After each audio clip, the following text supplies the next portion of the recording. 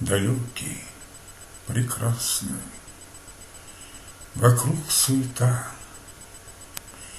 а в мысли девичьи ворвалась мечта. Душистой травой с тобою упасть, тонуть в поцелуях, почувствовать страсть, взрываться и гаснуть, не спать до утра, единые слиться под шепот костра